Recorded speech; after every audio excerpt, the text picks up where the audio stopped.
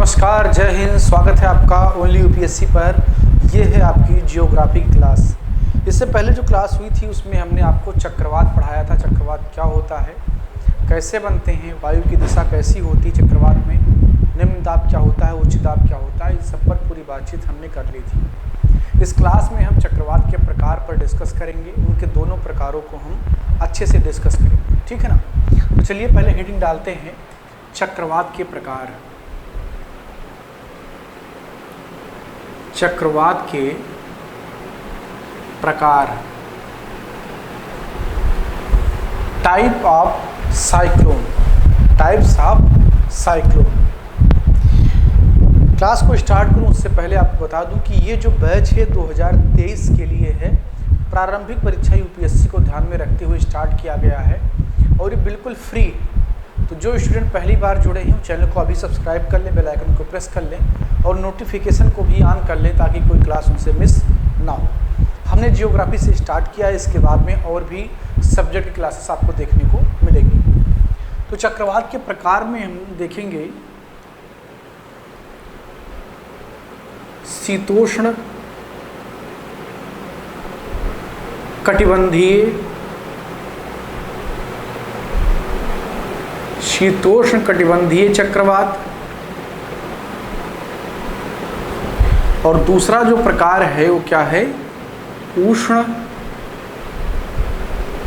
कटिबंधीय चक्रवात।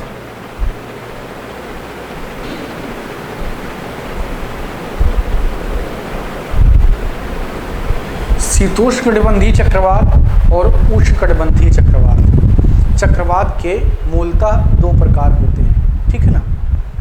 सबसे पहले हम डिस्कस करते हैं शीतोष्ण कटिबंधीय चक्रवात को। तो ये हम मिटाएंगे बाकी चीज़ों को, पहले इनको डिस्कस करेंगे और उसके बाद में दूसरे को डिस्कस करेंगे। तो हेडिंग आपका क्या होगा, शीतोष्ण कटिबंधीय चक्रवात।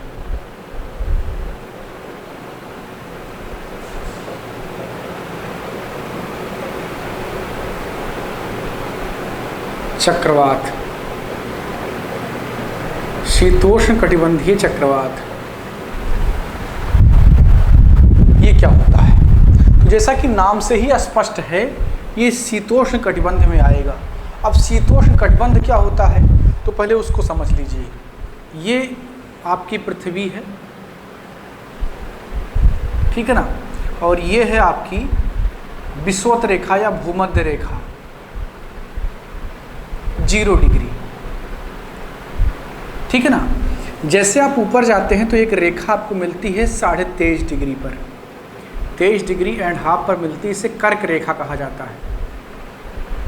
ये भारत के बीचों बीच से गुजरती है और भारत के 8 राज्य इस रेखा पर पाए जाते हैं। उन 8 का नाम आप लोग कमेंट बॉक्स में बताइए। और भूमध्य रेखा के नीचे जब जाते हैं तो 23.5 डिग्री पर एक रेखा आपको मिलती है, इसे मकर रेखा कहा जाता है। मकर रेखा कहा जाता है, ठीक है ना। कर्क रेखा और मकर रेखा के बीच का जो ये पूरा क्षेत्र है, ये जो पूरा एरिया है, ये उष्ण कटिबंध का एरिया है। क्या है, ये है उष्ण कटिबंध का एरिया।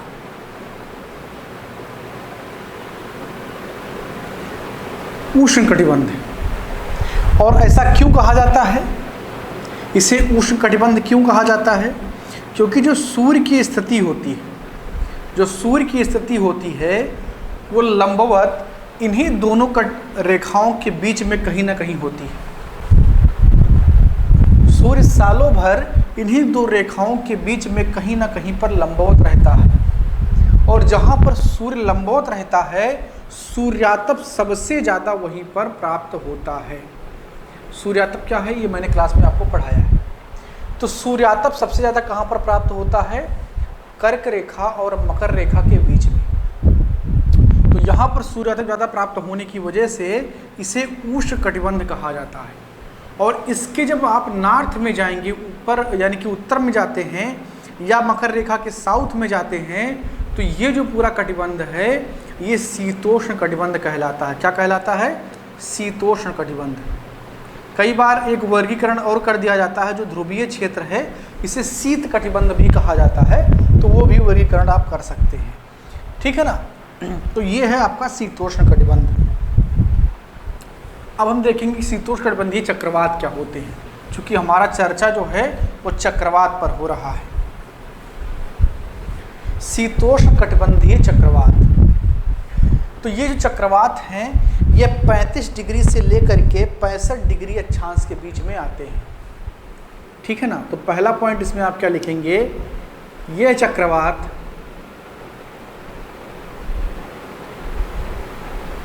35 डिग्री से 65 डिग्री के बीच में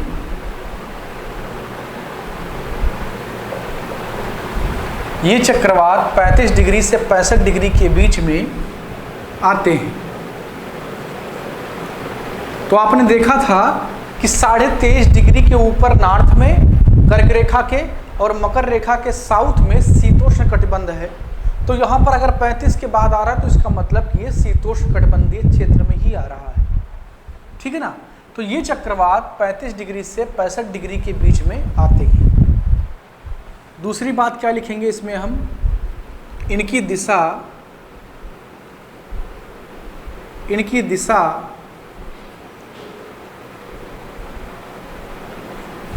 पछुआ पवनों की वजह से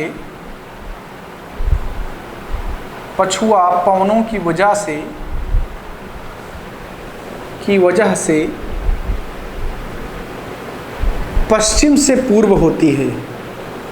क्या होती है, पश्चिम से पूर्व होती है।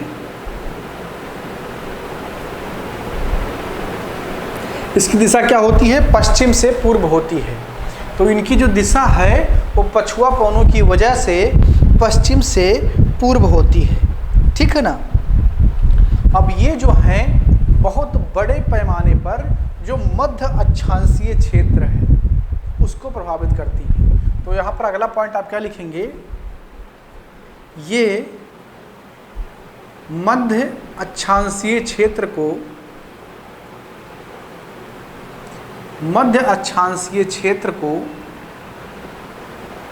व्यापक रूप से प्रभावित करती हैं। क्या करती हैं, प्रभावित करती हैं। ये मध्य अक्षांशीय क्षेत्र को व्यापक रूप से प्रभावित करती हैं। अगला पॉइंट देखेंगे, इनकी जो गति है वो काफ़ी ज़्यादा होती है।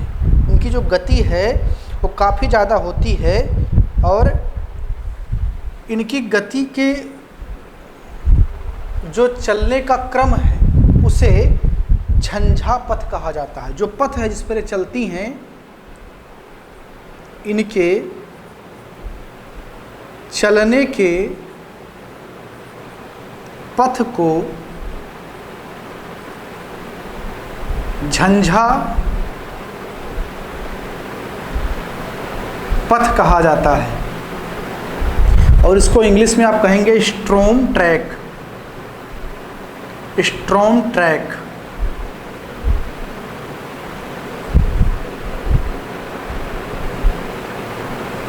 ठीक है ना। तो इसे झंझा पथ या स्ट्रोम ट्रैक कहा जाता है।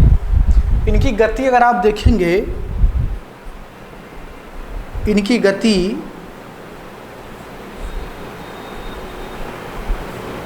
32 किलोमीटर प्रति घंटा से लेकर के 32 किलोमीटर प्रति घंटा से लेकर के 48 किलोमीटर प्रति घंटा के बीच में होती है।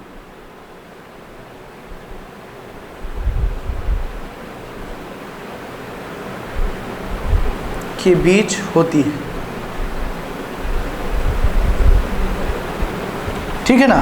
तो जो इनकी गति है वो क्या होती है, 32 किलोमीटर प्रति घंटा से लेकर के 48 किलोमीटर प्रति घंटा होती है। इनका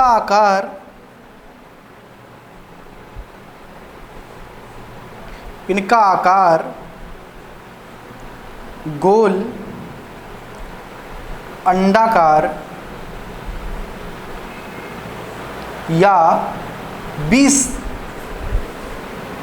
आकार का होता है।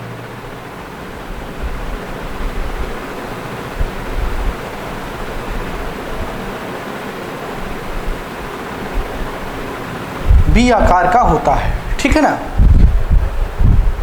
एक पॉइंट और बच गया, उसको भी लिख लीजिए, फिर हम अगले पर चलते हैं। अगला जो आपका है, इनका निर्माण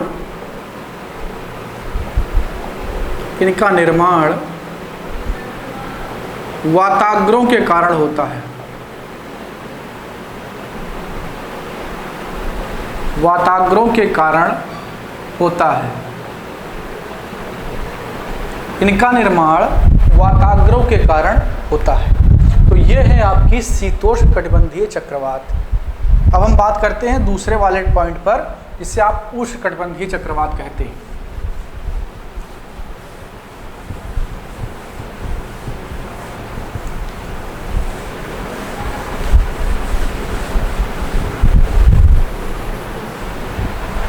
उष्णकटिबंधीय चक्रवात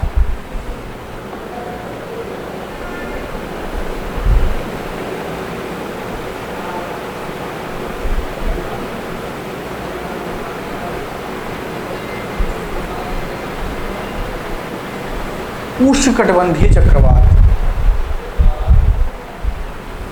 तो इसमें पहला पॉइंट लिखेंगे, ये कर्क रेखा, कर्क योग मकर रेखा के बीच में आते हैं। कर्क योग मकर रेखा के बीच आते हैं।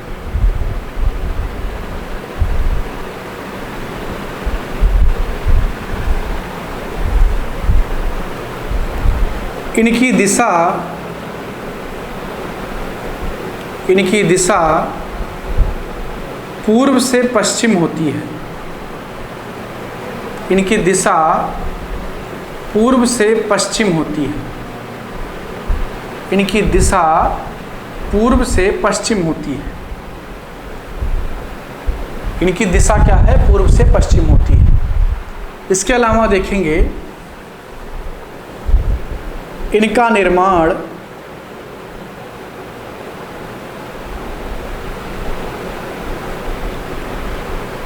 गर्म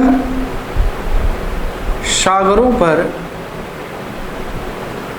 होता है। इनका निर्माण गर्म सागरों पर होता है। इनका निर्माण गर्म सागरों पर होता है। एक पॉइंट यहाँ पर बहुत इंपॉर्टेंट है, उसको लिखेंगे। भूमध्य रेखीय क्षेत्र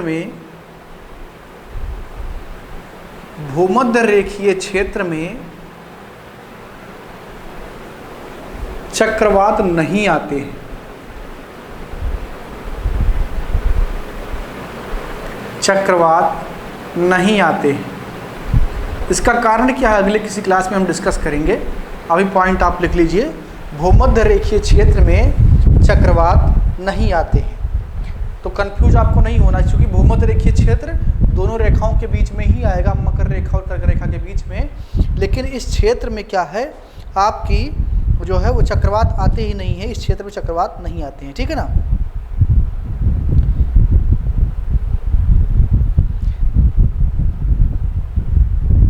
तो इनकी जो दिशा है वो क्या है, पूर्व से पश्चिम, उसको आपने देख लिया।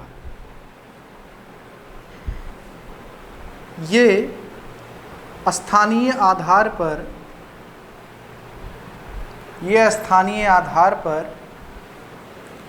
अलग अलग नामों से जानी जाती हैं। अलग अलग नामों से जानी जाती हैं। जैसे टॉर्नेडो, साइक्लोन, इसके अलावा देखेंगे बिलीबिली,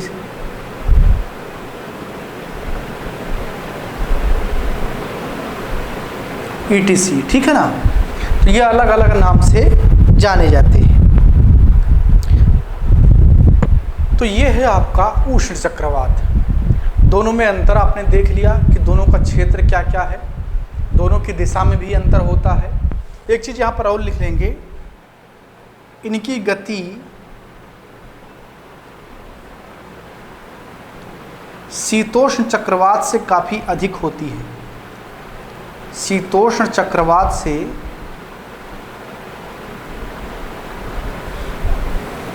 अधिक होती है।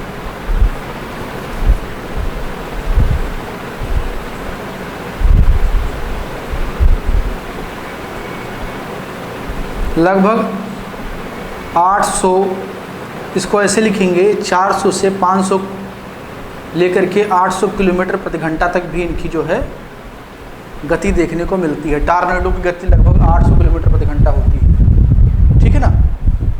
तो इस प्रकार आपने इस क्लास में चक्रवात के दोनों प्रकार, शीतोष्णकटिबंधीय चक्रवात और उष्णकटिबंधीय चक्रवात, दोनों का अध्ययन किया।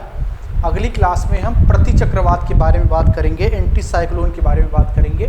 उम्मीद करता हूँ कि पूरी बात आपको समझ में आई होगी। फिर भी अगर कोई सवाल रह गया है तो please mention in comment box, हम उसका रिप्लाई करने का प्रयास करेंगे। अगर आप लोग इंस्टाग्राम यूजर हैं तो हमें इंस्टाग्राम पर फॉलो करिए, ओनली UPSC लिखिए और हमें लाइक कीजिए, फॉलो कीजिए। अगर आप टेलीग्राम यूजर हैं तो टेलीग्राम ग्रुप से जुड़िए, उसका लिंक आपको इस वीडियो के डिस्क्रिप्शन बॉक्स में मिल जाएगा। इसके अलावा फेसबुक पर भी आप हमें खोज करके वहाँ भी हमें फॉलो करिए, बहुत सारे अपडेट वहाँ भी आपको मिलते रहते हैं। मिलते हैं अगली क्लास में। बहुत बहुत धन्यवाद।